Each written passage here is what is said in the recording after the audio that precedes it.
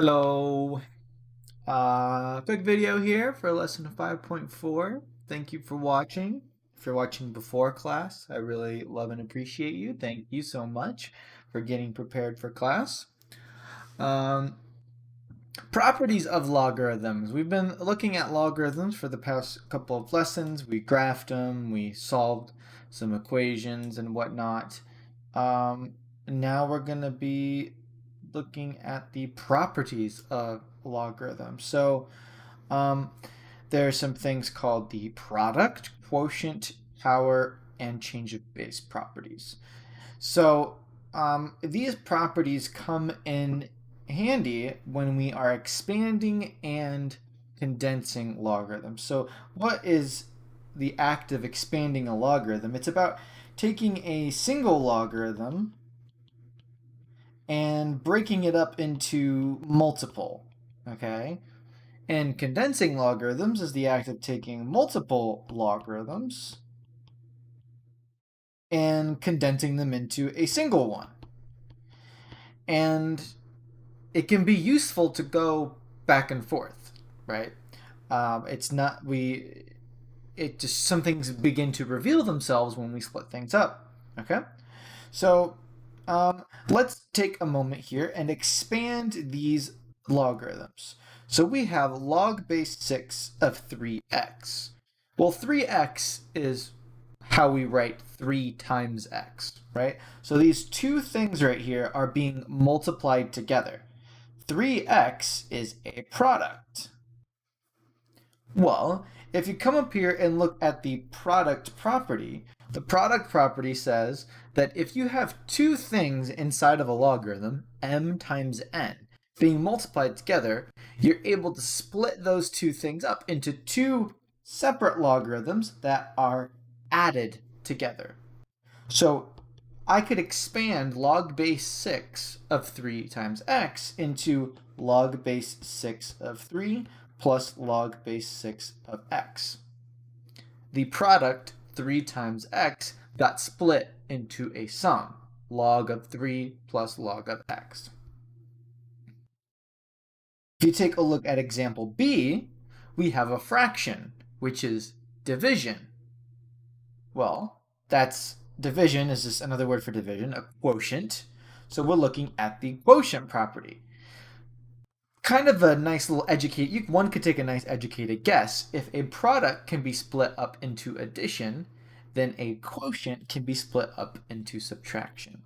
So this is a quotient, and we can split this up into subtraction. Log base 4 of xy minus log base 4 of 3.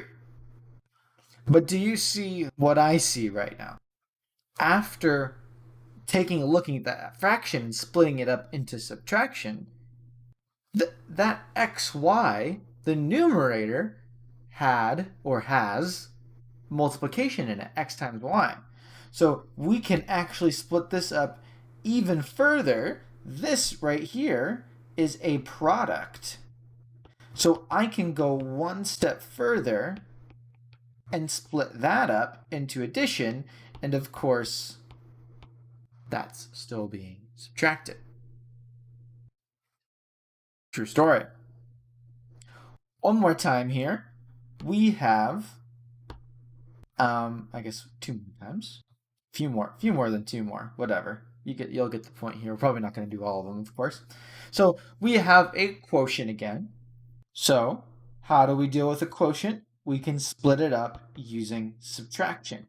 Anytime you see a fraction, it's going to be split into subtraction. And hey, that rhymes. Maybe that'll help you remember. Now, all of a sudden, we have this exponent, okay? We have a power, right? It's being raised to the second power. Well, what can we do with powers? We can take that exponent, we can take that power, and drop it down out in front of the logarithm, and it becomes multiplication. As you do these over and over, you will start to memorize them. At least I hope so. So let's do that to this guy. we have an exponent, so it can drop down in front and become multiplication, like so. Let's keep it going. This is the square root of x times the square root of y times the square, or not square root of y, sorry, square root of x times y times z. So that's a whole bunch of products. So log 3 of root x plus log 3 of y plus log 3 of z. Why plus? Because products can be split into addition. Now, you might recall that the square root of x is the same thing as x to the 1/2 power. Any root can be rewritten using a fractional exponent, okay? So there's a little, I could rewrite this, or I could imagine it. I'm going to actually write it, but you could imagine it. You don't have to write it, like so. So if that's true, well, guess what? I can bring that half down out in front, and then everything else here is the same.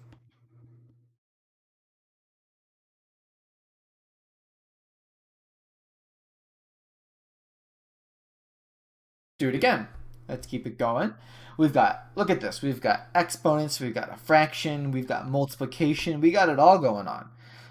I like to look at it step by step. I would never suggest you to do it all at once. I see the fraction, so I'm going to instinctually break that up using subtraction. I'm not going to try to do this all at once. Now that I've broken up the fraction, now I'm going to address the numerator and denominator on their own. In the numerator here, I see two things being multiplied, x to the 4th times y. And that can be broken up into addition. And then in that second one, I don't see any multiplication, but I see that power, right? The 2, so I'm going to drop that down out in front, like so. I didn't do that to the first one, though, right? I was too focused on the multiplication. I didn't do the power. So let's do it to that guy. 4 times log base 2 of x plus log base 2 of y. Nothing more to change there. I already finished these guys off.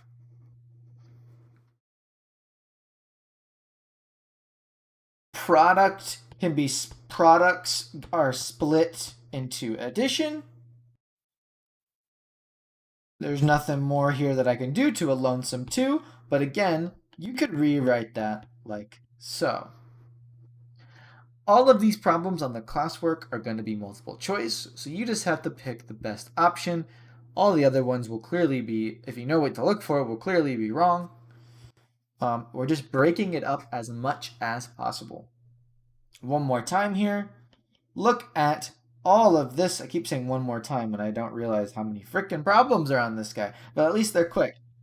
Multiplication can be split into addition over, over, and over, like so.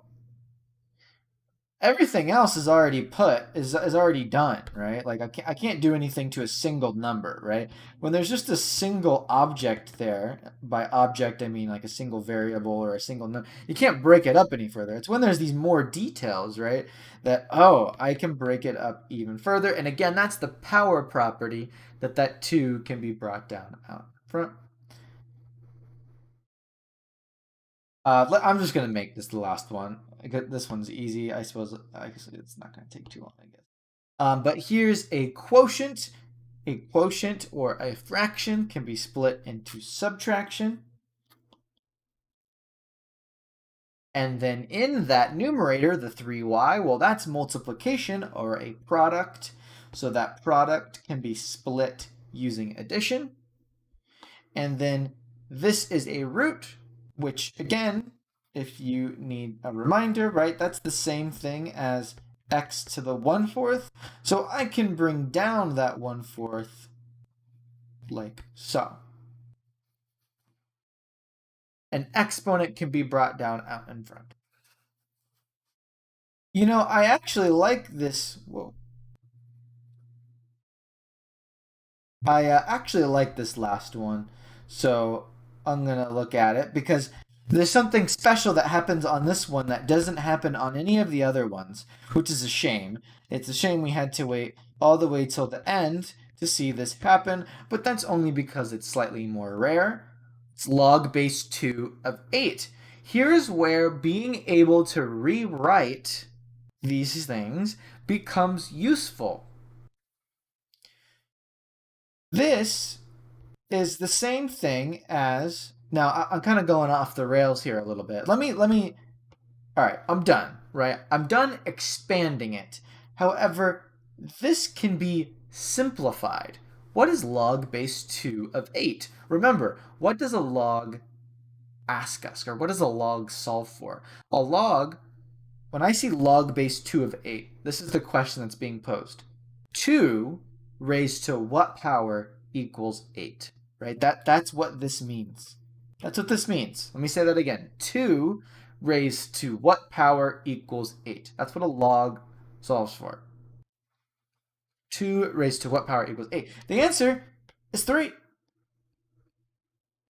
And that will happen on occasion in the classwork for sure, okay? Where sometimes you expand it and all of a sudden that's just a whole number, right? Which is nice. Okay, so let's go the other way around. There's a crap ton here. Maybe we don't need to do as many going the other way around simply because we already did so many the other way. Maybe you've already caught on. When you see addition, that means a product. When you see a fraction or a subtraction, that means a fraction, that sort of thing.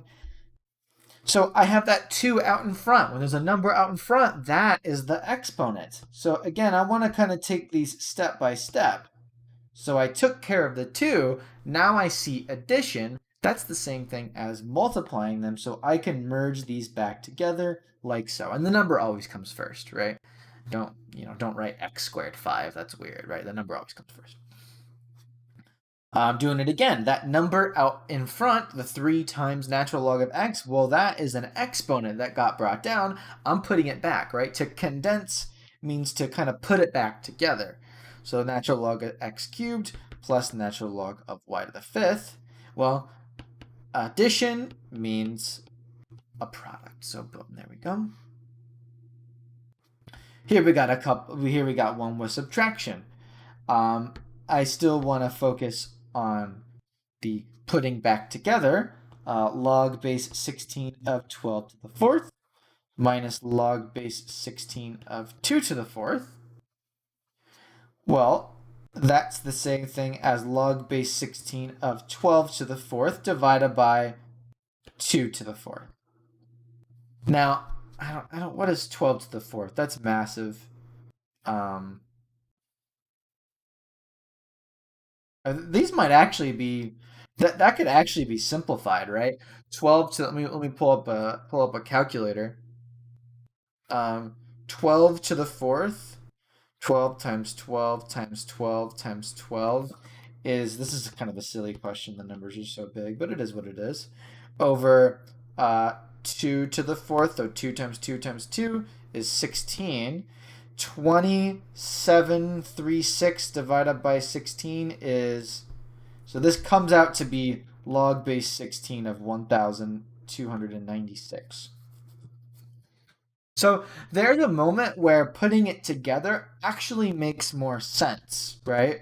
Because why would I write something so silly like this when it could be written pretty straightforward like this? Now, you might be thinking, well, then why did we break things up into stuff that looks sillier? Well, because stuff like this can happen where we can get these whole numbers. It's just, as we do these problems, you will realize why being able to go both directions is beneficial. What was throwing my pen around? So natural log of 20 plus natural log of 1/2 squared. That's kind of weird, but it is what it is. What is 1/2 squared? That's 1/4. Let me just write that as 1/4 instead of writing it all goofy like that. 1/4. Well, 20 times a fourth. That's the same thing as 20 divided by 4, right? To multiply by a fraction. Why am I saying times, right? I might have lost you because of the plus, right? trying to merge these. So 20 times a fourth, well, that's 20 divided by 4, or 5. And then 5 times x is just 5x.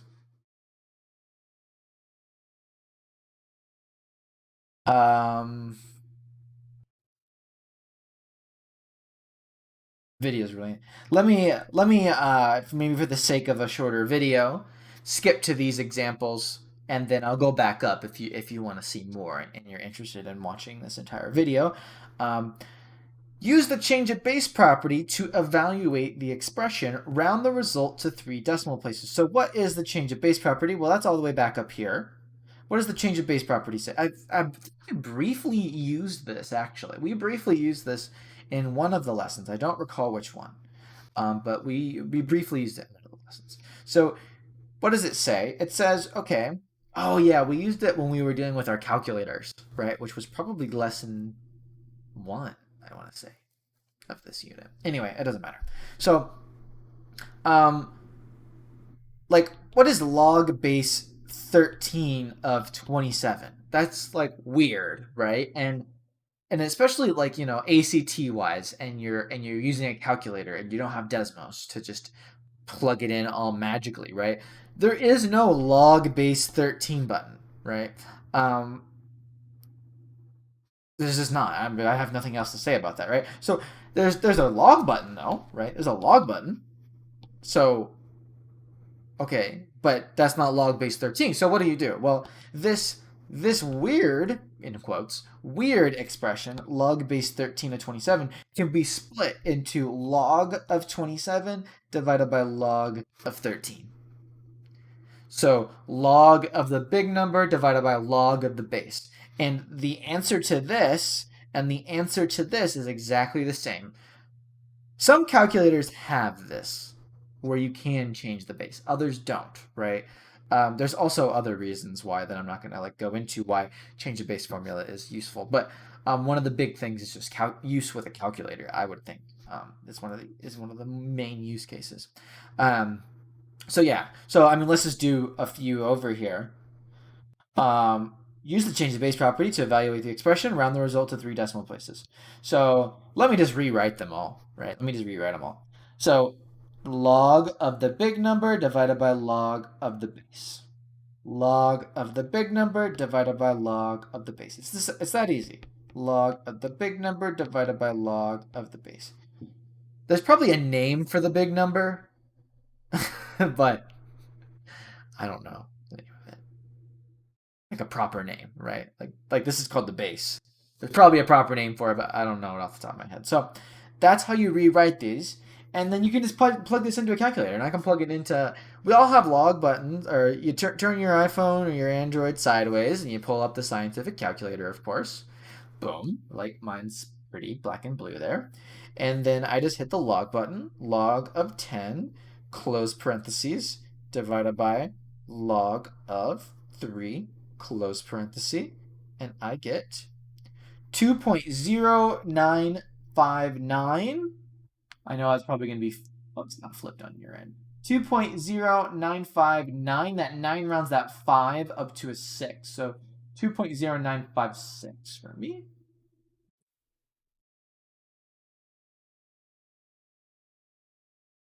Or not 956, 96. All right, the 5 gets rounded up to a 6. Again, you can see the log button right there if it comes into focus, right? Right. It's right there, nice and blurry. So log of 2, and I close the parenthesis on that guy, log of 2, divided by log of 6, and then I close the parenthesis on that guy, and then I hit equals, and I get 0.387 because the 8 after the 6 is going to round that up to a 7. I'm not going to show you my calculator again. It's too tedious to get that focus.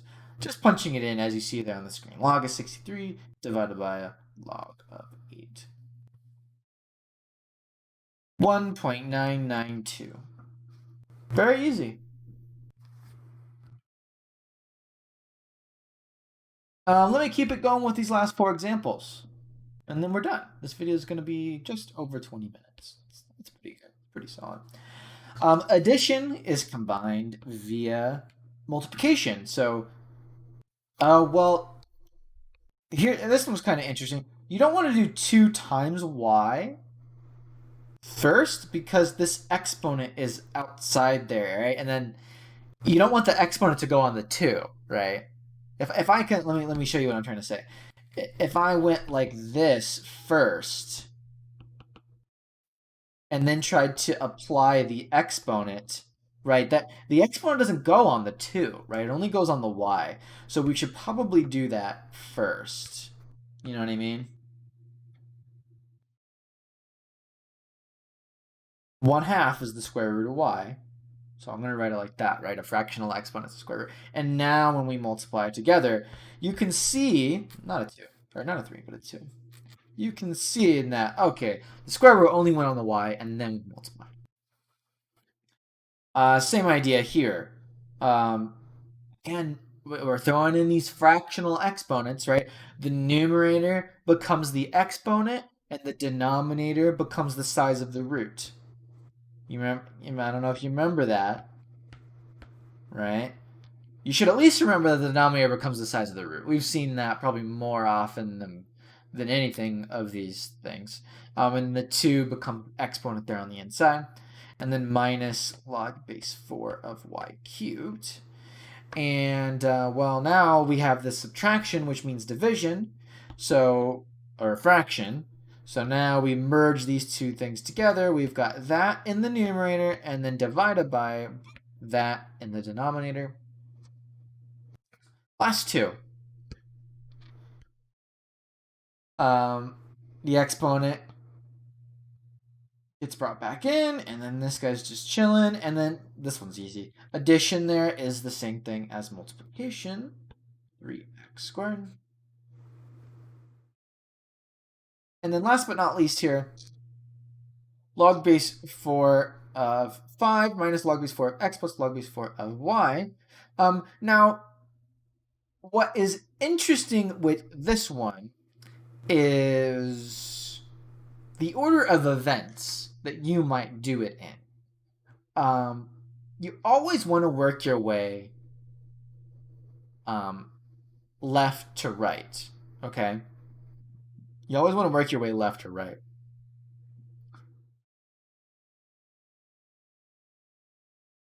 Well, now I'm questioning myself.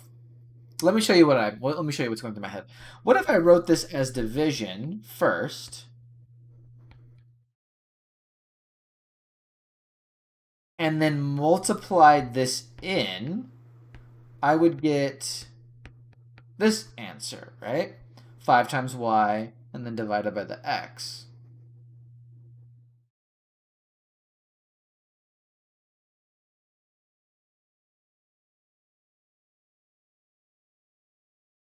Or I could do, what if I did this first?